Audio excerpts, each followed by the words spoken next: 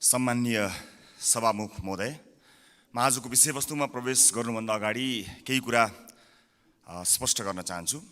जनतामा भ्रमित हुने गरी जबरजस्ती फैलिएका प्रोपागान्डाहरूको प्रतिकार गर्न र सत्य सन्देश प्रवाह गर्नका लागि एक जिम्मेवार जनप्रतिनिधिका हैसियतले आफ्नो दृष्टिकोण जनता समक्ष पुर्याउने थलो पनि संसद भएका हुनाले म यो अनुमति चाहन्छु।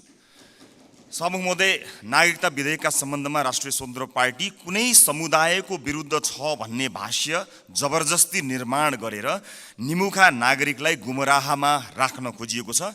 त्यसो गर्नेहरूलाई म यति मात्र भन्न चाहन्छु कि राजनीतिसँग कुनै सरोकार र भोट बैंकको कुनै आवश्यकता नहुँदा पनि प्राकृतिक विपत्ति, वैदेशिक रोजगारीका समस्या र मिटर ब्याज जस्ता विषयमा आवाजविहीन मधेसी जनताको पक्षमा हामी उभिएको संसार साक्षी छ। मैले श्रेय लिन खोजेको होइन, एउटा दृष्टान्त मात्र दिन खोजेको हुँ। सम्माननीय सभामुख महोदय, मलाई नागरिकले नागरिकता नपाउनुको पीडा थाहा छ, साँच्चै नै थाहा छ। कुनै पनि नेपाली नागरिक नागरिकताबाट वञ्चित हुनु हुँदैन, त्यो उसको नैसर्गिक अधिकार हो। जन्मसिद्ध नेपाली नागरिकका सन्तान र एकल आमाहरूका सन्तानको नागरिकताको अधिकार मेरो र तपाईँको जति नै सुनिश्चित छ हुनुपर्छ। सभामुख महोदय, मात्र वैवाहिक अङ्गीकृतका विषयमा मौन रहेका हुनाले यसबारेमा छलफल चलाउन खोजिएको हो। र सम्मानित सभामुख महोदय मार्फत म जानकारी गराउन चाहन्छु, एकल आमाका सन्तानले नागरिकता लिँदा आमाले बाबुको पहिचान नै नखुलेको स्व घोषणा गर्ने व्यवस्था हाम्रा आमा दिदीबहिनीहरूको आत्मसम्मान विपरीत छैन यो? यस्ता प्रश्नहरूको विषयमा पनि सोचौँ भनेको हामीले। विधेयक संसदमा आएको भए हामी छलफल गर्थ्यौँ, स्वामित्व लिन्थ्यौँ, तर जसरी जुन बाटोबाट प्रमाणीकरण भयो जम्मा विपत्ति यतिमा हो। सभामुख महोदय, र यदि सदनमा आएर छलफल हुने भएको भए त्यहाँ भएको विभेदका विषयमा पनि हामी कुराकानी गर्थ्यौँ। महिला र पुरुषलाई जुन विभेद गरिएको छ वैवाहिक अङ्गीकृतका विषयमा, त्यसमा पनि हामी हाम्रो धारणा राख्थ्यौँ र दुधको दुध पानीको पानी थाहा हुन्थ्यो कि यो सदनमा आइसकेपछि को के कुराको पक्षमा छन् या विपक्षमा छन् भन्ने कुरा थाहा हुन्थ्यो। त्यसकारणले यो गलत बाटोबाट गएका हुनाले गलत मानिसको पुतला जलाइएको छ भन्ने कुरा म सम्मानित सदन मार्फत जानकारी गराउन चाहन्छु। र अर्को महत्त्वपूर्ण कुरा सम्मानित सभामुख मार्फत भन्न चाहन्छु कि हामीले पार्लियामेन्टको डिग्निटी राख्नलाई कहीँ कतै चुकिरहेका त छैनौँ, यसबारेमा पनि अलिकति ध्यान आकर्षण गराउन चाहन्छु। सभामुख महोदय, जस्ता जस्ता विषयहरूमा हामीले छलफल गऱ्यौँ, हामी नयाँ राजनीतिक दलका हिसाबमा, चाहे ती हाम्रा पक्षबाट आएका हुन् या अन्य राजनीतिक दलबाट आएका विषयहरू हुन्, हामी काहीँ न काहीँ लज्जित भएका छौँ। यो सदन भैँसी राँगाको विषयमा गफ गरेर यदि 5 वर्ष बिताउने हो भने हामीले गोबर बाहेक केही पनि प्राप्त गर्न सक्दैनौँ। हामी आत्मआलोचना गर्न चाहन्छौँ। हाम्रा दलबाट पनि भएका कमी कमजोरीलाई आत्मआलोचना गर्न चाहन्छौँ र नयाँ राजनीतिक दलका रूपमा हामी एउटा नयाँ अभ्यास लिएर आएका छौँ। हामीले आज बजेटमा कुराकानी गरिरहँदा, राष्ट्रका महत्त्वपूर्ण मुद्दामा कुराकानी गरिरहँदा आम सर्वसाधारणमा संसदबाट गएको सन्देश राम्रो सन्देश गएको छैन। म आफ्नो भागको ब्लेम, आफ्नो भागमा परेको जुन दुःख छ त्यो आफ्नो जिम्मेवार हुन चाहन्छु र आफ्नो राजनीतिक दलका तर्फबाट गत केही दिनहरूमा भएका बहसहरू अलिकति अमर्यादित भएकोमा क्षमा याचना पनि गर्न चाहन्छु। सम्माननीय सभामुख महोदय, म अब विषयवस्तुमा प्रवेश गर्न चाहन्छु। आगामी आर्थिक वर्ष 80-81 का लागि सरकारले गत 1 महिनामा विनियोजन विधेयकका प्राथमिकता, त्यसपछि नीति तथा कार्यक्रम अनि अहिले बजेट बारेमा बजेट प्रस्तुत गरेको छ। यी कार्यक्रमहरू हेर्दा मनमा एउटा प्रश्न जन्मिएको छ। सभामुख महोदय, सरकारले प्रस्तुत गरेको यो विनियोजन विधेयकका प्राथमिकता, नीति तथा कार्यक्रम र बजेट एउटै सरकारले ल्याएर आएको हो कि फरक सरकारको पालामा आएको भन्ने कुरामा म चाहिँ अलिकति दोधारमा परेको छु, किनभने यी कार्यक्रमहरू बिच तालमेल कहीँ कतै भेटिएको छैन। यसबारेमा छुट्टै बहस गरौँला। तर अहिले म बजेटमा केन्द्रित भई केही कुराहरू राख्न चाहन्छु। सम्माननीय सभामुख महोदय, एउटा उदाहरण मात्र म यहाँ प्रस्तुत गर्न चाहन्छु। मान्नुहोस् कुनै एउटा परिवार छ, त्यो परिवारका 4 सदस्यले कमाउँछन्। एकजना सरकारी जागिरे छ भन्ठान्नुहोस्, एकजना कृषि कार्य गर्छ, एउटा खुद्रा पसल चलाउँछ, अर्को एउटा वैदेशिक रोजगारीमा जान्छ। त्यस परिवारको घरमुलीले आउने वर्ष हाम्रो प्रत्येक सदस्यको आम्दानी एउटा 5% भनौँ न, 5%ले बढ्छ भनेर हिसाब देखायो भने कसरी पत्याउने? घरमूल्य हिसाब देखाए जस्तो सबैको आम्दानीको वृद्धि दर एउटै कसरी हुन सक्छ सभामुख महोदय? जस्तै सरकारले दिने पारिश्रमिकको कुरा त्यसको वृद्धि दर सरकारले निर्धारण गर्छ। व्यापारबाट हुने आम्दानीको त्यसको चाहिँ नि बजारको व्यवस्थापनले निर्धारण गर्छ। वैदेशिक रोजगारीमा हुने कुरा रोजगारदाता मा भर पर्छ, श्रमको माग अनुसार भर पर्छ, ती देशको नीतिले निर्धारण गर्छ। कृषिबाट हुने आम्दानी, उत्पादनको अवस्था, बिक्री मूल्यहरूले निर्धारण गर्छन्। मैले दृष्टान्त दिएको घरमूलीको त्यो 5% को बेसुरा अनुमानको उदाहरण हाम्रो अर्थमन्त्रीज्यूको अनुमानसँग ठ्याक्कै मिल्छ कि भन्ने मलाई लागेको छ। यो बजेटमा माननीय अर्थमन्त्रीज्यूले चालु आर्थिक वर्षको जम्मा राजस्वको संशोधित अनुमानभन्दा आगामी आर्थिक वर्ष चाहिँ 24.37% राजस्वको वृद्धि हुने अनुमान गर्नुभएको छ। यो अङ्क याद गर्नुहोला माननीय सदस्यहरू, 24.37। यस बजेटमा माननीय अर्थमन्त्रीज्यूले राजस्वका 90 वटा शीर्षकहरूमध्ये 68 वटा शीर्षकहरूबाट प्राप्त हुने राजस्वको मूल्य दर 24.37% नै हुन्छ भन्ने अनुमान गर्नुभएको छ। साथै राजस्वका मुख्य आधारहरू जस्तै कर, गैर करको दुवैको वृद्धि दर पनि 24.37% अनुमान गर्नुभएको छ। त्यसै गरी करका स्रोतहरूमा आय, मुनाफा तथा पुँजीगत लाभमा लाग्ने कर, वस्तु तथा सेवामा आधारित कर र वैदेशिक व्यापारमा लाग्ने कर सबैको वृद्धि दर 24.37% हुन्छ भन्ने अनुमान गर्नुभएको छ। सामान्य सभामुख महोदय, होलसेलमा गरिएको यस्तो अनुमानबाट यो पुष्टि हुन्छ कि यो बजेटको लेखन एउटा झारा टार्ने काम र एउटा गैर जिम्मेवारी काम भएको अथवा हेलचेक्राइपूर्ण ढङ्गबाट गरिएको हो कि भन्ने आशंका गर्ने प्रशस्त ठाउँहरू रहेको छ। यद्यपि यो रेभेन्यू फोरकास्टरको रूपमा म आफूलाई प्रस्तुत गरिरहेको छैन र यो रेभेन्यू फोरकास्टिङको विज्ञ पनि म होइन, तर यसरी यो कुनै एउटा कम्प्युटरमा एउटा एक्सेल सिटमा चालु आर्थिक वर्षको अङ्क राखेर त्यसमा चाहिँ 24.37% जोडेर राजस्व वृद्धिको अनुमान, यो चाहिँ जो कोहीले पनि गर्न सक्ने म देख्दछु। फेरि पनि म जोड लगाउँछु कि म रेभेन्यू फोरकास्टिङको विज्ञ चाहिँ होइन। यस्तो हचुवाको भरमा अनुमानित बजेट प्रस्तुत गर्नलाई विद्वान अर्थमन्त्री अथवा विद्वान अर्थ मन्त्रालयका उच्च पदस्थ अधिकारीहरूको आवश्यकता पर्दैन भन्नका लागि चाहिँ रेभेन्यू फोरकास्टर हुनु पर्दैन भन्ने मलाई लाग्दछ।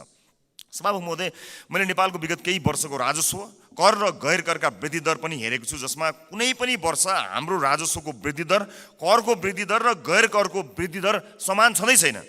सभामुख महोदय, बजेट निर्माण प्रक्रियामा राजस्वको अनुमान नै यस्तो प्रमुख आधार स्तम्भ हो जसको आधारमा विभिन्न क्षेत्रमा गरिने खर्च तय गरिन्छ। चालु आर्थिक वर्षको प्रक्षेपित राजस्व करिब 14 खर्ब उठ्न नसक्ने भई संशोधित अनुमान करिब 11 खर्बमा झार्नु परेको यो विषम अवस्थामा अर्थमन्त्रीज्यूले आगामी आर्थिक वर्षको बजेट प्रस्तुत गरिरहँदा जम्मा राजस्वको करिब 93% भन्दा बढी उठ्ने अनुमान गरिएको राजस्वका शीर्षकहरूबाट प्राप्त हुने राजस्वको वृद्धि दर एउटै 24.37% हुने अनौठो अनुमानले हामीलाई कहाँ पुर्याउने हो भन्ने एउटा ठूलो प्रश्न खडा भएको छ।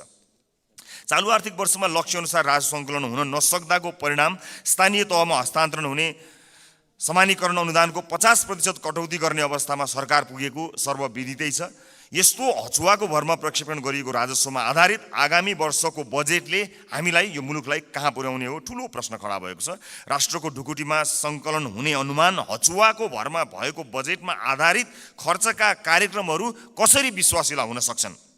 सभामुख महोदय, मेरा पार्टीका मान्य सदस्यहरूले बजेटका कार्यक्रमको बारेमा पनि आफ्नो मन्तव्य राखिरहँदा हाम्रो पार्टीको धारणा पनि राख्नुभएकै छ र म पुनः दोहोऱ्याउँदै यो गरिमामय सदनको समय बर्बाद गर्नतिर लाग्दिनँ। तसर्थ सम्माननीय सभामुख महोदय मार्फत हाम्रा विद्वान अर्थमन्त्रीज्यूलाई विश्वमा इमान्दार, मेहनती र कर्तव्यनिष्ठ भनी पहिचान बनाएका सम्पूर्ण नेपाली आमा बुवा दाजुभाइ तथा दिदीबहिनीहरूको जनप्रतिनिधिको हैसियतले केही प्रश्नहरू राख्न चाहन्छु। 1, कर र गैर करलाई प्रभाव पार्ने विषयवस्तु र क्षेत्र फरक हुन्छन् भने एउटै दरमा वृद्धि कसरी सम्भव हुन्छ?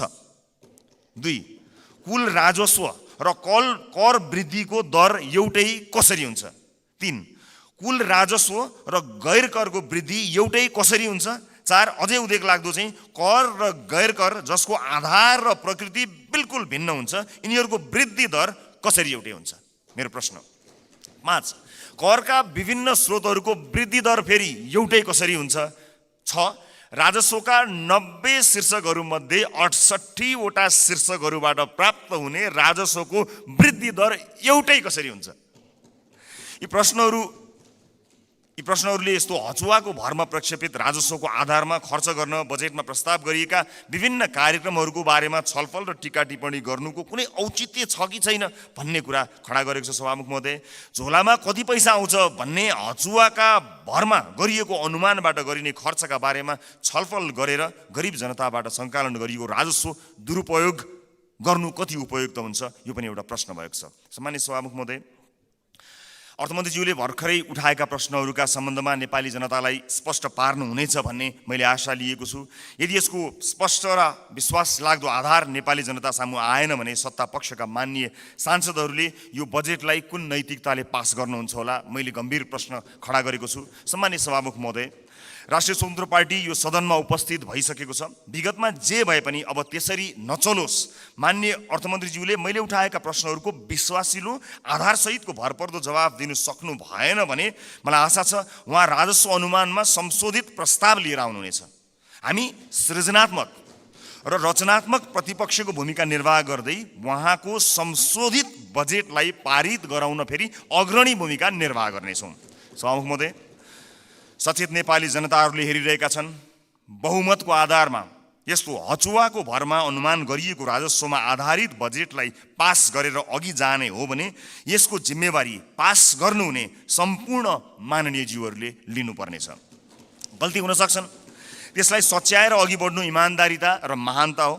भएको गल्तीलाई सच्याउन सत्तापक्ष र प्रतिपक्ष नभई हामी कुनै अर्को पक्ष भइराख्नु पर्ने छैन, एकै ठाउँमा उभिन सकिन्छ। यो राष्ट्रले जित्ने कुरा भएको हुनाले परम्पराको नाममा बहुमतले पेलेर जाने मनस्थिति बनाइयो भने त्यसको परिणाम अवश्य पनि यो देशले भोग्नुपर्ने छ, सत्ता पक्ष या विपक्षले भोग्नुपर्ने छैन। त्यसैले मान्य सदस्यहरूले तथ्यमा आधारित भएर आफ्ना विवेक प्रयोग गर्नुहुनेछ भन्ने कुरामा मैले आशा राखेको छु र एउटा आशंका उब्जिएको छ। म सभामुख मार्फत माननीय अर्थमन्त्रीज्यूलाई सोध्न चाहन्छु, स्पष्ट पारिदिनु होला कि यसपटकको विकास बजेट डडेलधुरामा कति पार्नु भएको छ, नुवाकोटमा कति पार्नु भएको छ, गोर्खामा कति पार्नु भएको छ? एउटा गम्भीर प्रश्न खडा भएको छ। सुनिए अनुसार र केही डाटाहरू सार्वजनिक भए भन्दा अगाडै यसको तथ्य जाँच गर्नु अगाडिको आशंकाको प्रश्न हो मेरो। लगभग 40देखि 50% विकास बजेट डडेलधुरा, नुवाकोट र गोर्खाका लागि छुट्याइएको जानकारी आएको छ। हामी अरूबाट सुन्न चाहँदैनौँ। सञ्चार माध्यमका हेडलाइनको तथ्य जाँच हामी गर्दै गरौँला, तर म माननीय अर्थमन्त्रीज्यूबाट यसको जवाफ चाहन्छु। बताइदिनु होला डडेलधुरा, नुवाकोट र गोर्खामा कति बजेट छुट्याइएको छ, अनि मधेसलाई बजेटमा गरिएको विभेदका बारेमा कतिको जानकार हुनुहुन्छ, एकपटक बताइदिनु होला।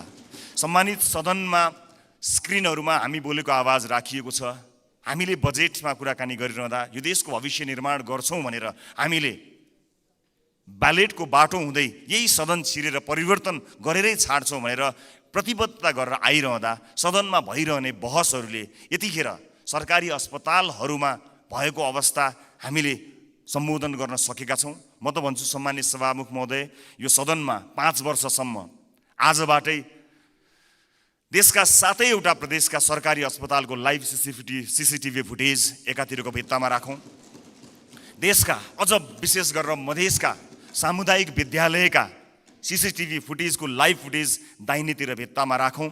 अनि बिचमा एउटा स्क्रिनको व्यवस्था गरौँ सभामुख महोदय, जहाँ करिब प्रत्येक दिन 5-6 हजारका दरले यो देशमा भविष्य छैन भनेर यो देशबाट निस्किएर गएका त्रिभुवन अन्तर्राष्ट्रिय विमानस्थलमा लाइनबद्ध भएका नेपाली नागरिकको तस्बिर, त्यसको लाइभ फुटेज राखौँ र 5 वर्षपछि हामी हेरौँ बिफोर र आफ्टर भनेर। हामी संसद छिर्नु अगाडि ती विद्यालय कस्ता थिए, हामीले 5 वर्ष यो सदनमा बहस गरेर ती विद्यालयलाई कस्ता बनायौँ। ती अस्पतालहरू विशेष गरेर बालबालिकाको हुने ती नजिकैको कान्ति बाल अस्पताल गए पनि हुन्छ, संसदपछि सबैजना जाउँ। त्यो अस्पताललाई हामीले 5 वर्ष यो सदनमा विभिन्न कसैले असाध्यै नरम बनेर असाध्यै असल ज्ञानी प्राणी बनेर, कसैले हामी जस्ता चर्का आवाजमा बोलेर, जसले जसरी बोले ता भए पनि हामीले गरेको नीति निर्माणले 5 वर्ष अघि र 5 वर्ष पछाडि के फरक पर्यो भन्ने कुरा यो स्क्रिनमा राखौँ र त्यसपछि 5 वर्षपछि आउने सदनलाई त्यो स्क्रिनको अर्को दृश्य हस्तान्तरण गर्ने प्रतिबद्धता व्यक्त गरौँ। यदि यसरी गर्न सक्दैनौँ भने र यसरी रागा भैँसीका भरमा बहसहरू चलाएर अगाडि बढ्ने हो भने नेपाली जनतामा निराशा छाउँछ। सभामुख महोदय, म गम्भीर ध्यान आकर्षण गर्न चाहन्छु। यो सँगसँगै म अर्को एउटा ध्यानाकर्षण पनि गराउन चाहन्छु। हामीले बनाउने कानुनहरूका आधारमा र अझ विशेष गरेर हामीले छुट्याएको प्राथमिकताहरूका आधारमा जनजीविकामा प्रभाव पर्नुपर्ने हुन्छ, हाम्रो जीवनमा प्रभाव पार्ने होइन।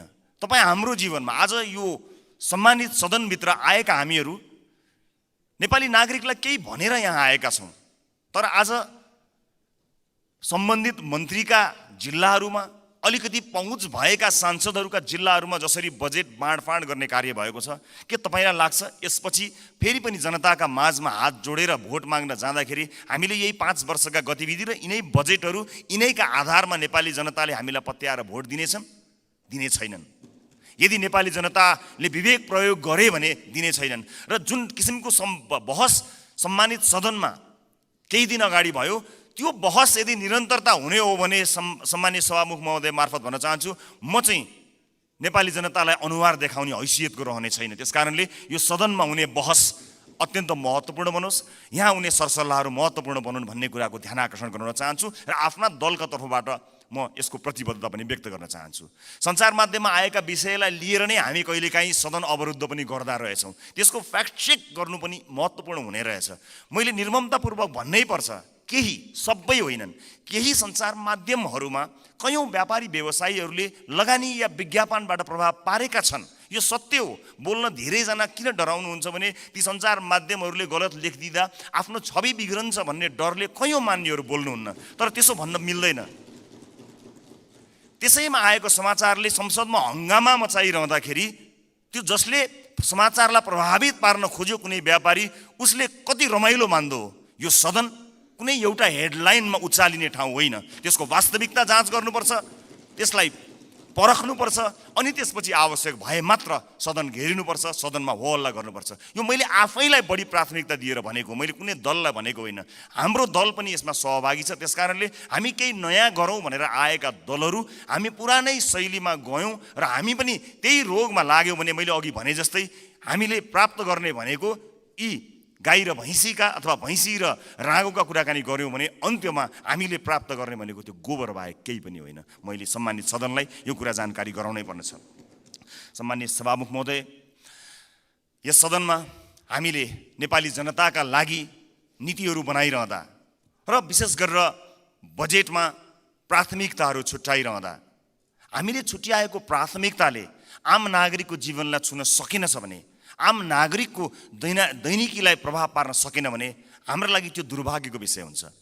सरकारले विदेशमा रहेका नागरिकका लागि पनि अब भोटिङ राइट्स दिने, विदेशमा रहेका नेपाली नागरिकले पनि भोट हाल्न पाउने अधिकारको सुनिश्चितता गर्ने भनेर भन्यो, तर कहाँ छुट्याउनु भयो अर्थमन्त्रीज्यू बजेट? त्यसका लागि लगत सङ्कलन गर्न जानु पर्ला, निर्वाचन आयोग विदेशमा रहेका नेपालीहरूको बारेमा जानकारी लिन जानुपर्छ, त्यसका लागि कहाँ कतै मैले बजेटमा कतै मैले देखिनँ कि, मलाई क्षमा गर्नुहोला, तर त्यसलाई तपाईँले भन्नलाई त भनिदिनु भयो होला, तर प्राथमिकतामा राख्नु भएन। हामी फेरि पनि भन्न चाहन्छौँ, यो देशमा भविष्य नदेखेर विभिन्न कुरीतिका कारणले, हामीले भोग्नु परेका व्यथितिका कारणले मुलुकमै केही गरी खाउँ भन्ने अवसर नपाएर बाध्य भएर विदेश बसेका नेपालीहरूले आफ्नो देशको भविष्य छान्न पाउनुपर्छ, भोट हाल्न पाउनुपर्छ। त्यसलाई प्राथमिकताका साथ राखियोस्। म माननीय अर्थमन्त्रीज्यूलाई विदेशमा रहेका नेपालीहरूले मतदान गर्न पाउने अधिकारको सुनिश्चितताका लागि कति बजेट छुट्याउनु भएको छ, के व्यवस्था गर्नुभएको छ, म त्यसको लागि पनि जवाफ चाहन्छु। र जिल्ला निर्वाचन कार्यालयहरू खारेज गर्ने जस्तो निर्णय, गलत निर्णय सच्याइयोस् भन्ने कुरा पनि म भन्न चाहन्छु। किनभने संवैधानिक निकायहरूलाई हामीले त्यसका काम कारबाहीहरूलाई यदि ध्यान दिएनौँ, तिनको स्वच्छतामा हामीले प्रश्न खडा गऱ्यौँ र त्यसलाई सरकारका मार्फत या कुनै मन्त्रालयका मार्फत ल्याएर राखिदियौँ भने त्यो साँच्चै नै दुर्भाग्यपूर्ण हुनेछ। त्यसकारणले यसलाई पनि पुनर्विचार गरियोस्। खर्च कटौतीका नाममा हरेक विषयलाई यसको गम्भीरता, त्यसको महत्त्व नबुझिकन गरियो भने त्यो साँच्चै नै दुःखद हुनेछ। म सम्मानीय सभामुख मार्फत यो ध्यान आकर्षण गराउन चाहन्छु। र अहिले बजारमा देखिएको वित्तीय सङ्कट, आम नागरिकले भोगेको वित्तीय सङ्कटलाई सम्बोधन गर्ने र त्यसमा उत्साह छर्ने किसिमका कुनै पनि कार्यक्रमहरू हामीले देख्न सकेनौँ। आज एकपछि अर्को सटरहरू बन्द भएका छन्। आज कयौँ व्यापारी व्यवसायीहरू बैंकको चर्को ब्याज तिर्न नसकेर कयौँ व्यापारी व्यवसायीहरू आत्महत्या गर्ने अवस्थासम्म पुगेका छन्। मेरै निर्वाचन क्षेत्रमा शङ्कर कणेलले आत्महत्या गर्नुभयो र उहाँको सुसाइड नोटमा लेखिएका कुराहरू गम्भीर छन्। यस्ता धेरै समस्याहरू देखिएका छन्। आज प्रत्येक 3वटा सटरमा एउटा सटर बन्द भएको अवस्था छ। आज सहकारीहरूका कारणले गर्दाखेरि जुन किसिमको बिल्लीबाट मानिसहरूको भएको छ, त्यसलाई सरकारले गम्भीरतापूर्वक सम्बोधन नगर्ने भयो भने धेरै मानिसहरू सडकमा आउन बाध्य भएका हुन्छन् र बेवस भएर यो मुलुक छोडेर विदेशमा रोजगारीका लागि जानुपर्ने अवस्था सिर्जना हुन्छ। अनि विदेशमा रोजगारीका लागि जानु पर्दाखेरि विदेशमा भएका हाम्रा राजदूतावासहरूको संयन्त्रले लाखौँको सङ्ख्यामा भएका नेपाली नागरिकहरूलाई सम्बोधन गर्नै सक्दैन। यहाँ केही गरौँ भन्दा गर्न पाएका छैनन्। देशै छोडेर जाँदा परदेशमा पनि दुःख पाएर बसेका छन्। मुलुकको समाजको वास्तविक समस्यासँग हाम्रो नीति, हाम्रो बजेट, हाम्रो कार्यक्रम कसरी अलग हुन सक्छ सभामुख महोदय? समाजको चरित्रभन्दा, समाजले भोगेको पीडाभन्दा हामीले यहाँ गर्ने डिस्कसन, तपाईँ हामीले गर्ने संवाद कसरी फरक हुन सक्छ सभामुख महोदय? समाजले भोगेको पीडालाई मलम लगाउन नसक्ने गरी हामीले गर्ने संवादको के अर्थ हुन्छ सभामुख महोदय? त्यसकारणले म विनम्रतापूर्वक अनुरोध गर्न चाहन्छु सभामुख महोदय मार्फत कि नेपाली जनताको पीडालाई, नेपाली जनताले आज भोगेका समस्याहरूलाई त्यसलाई महसुस गरेर, त्यसलाई लिपिबद्ध गरेर हामीले बजेटमा ध्यान दिनुपर्छ। र अन्त्यमा आगामी वर्षका लागि हामीले यसो गर्न सक्छौँ कि सानो एउटा सुझावसहित मैले म बिदा माग्छु। बजेट बन्नुभन्दा 4-5 महिना अगाडि हरेक राजनीतिक दलका अझ विषयविज्ञहरू छन् भने उनीहरूलाई सहभागी गराएर प्राथमिकताका क्षेत्रहरू छुट्याउँ। कुनै पनि राजनीतिक दलले भोट माग्दाखेरि शिक्षा गुणस्तरीय र स्वास्थ्य आम नागरिकको पहुँचमा भनेर हामीले भोट मागेका हौँ नि। हाम्रो घोषणापत्रमा, हाम्रा वाचापत्रमा बाकाइदा लेखिएको छ नि। नेपालको संविधानले पनि त्यो अधिकारलाई सुरक्षित गरेको छ नि। भनेपछि के सत्तापक्ष के विपक्ष कसैको विमति होला र? हामीले कस्तो शिक्षा नीति बनाउने? आउनुहोस् सबै राजनीतिक दलका साथीहरू एक ठाउँमा उभियौँ र एउटा साझा शिक्षा नीति सरकारलाई हामीले रेकमेन्ड गरौँ। किनकि तपाईँले भोट माग्दा पनि नेपाली जनतालाई राम्रो शिक्षा दिन्छु भन्नुभएको हो, मैले भोट माग्दा पनि नेपाली जनतालाई राम्रो शिक्षा दिन्छु भनेको हुँ। अनि यहाँ राजनीति कसरी भयो? तपाईँको जिल्लाका बाटोहरूमा भोट हालेपछि अब तपाईँ यहाँ कुनै नेताको जिल्ला अथवा गाउँठाउँमा बाटो पुर्याएर भोट माग्ने दिनको त अब अन्त्य गर्नुपर्छ हजुर। सिङ्गो देशलाई हेर्नुपर्छ। अब त त्यसरी चल्दैन बाँडेर। यो नागरिकको स्वास्थ्यका लागि आवश्यक पर्ने हेल्थ केयर बिल कस्तो हुनुपर्छ?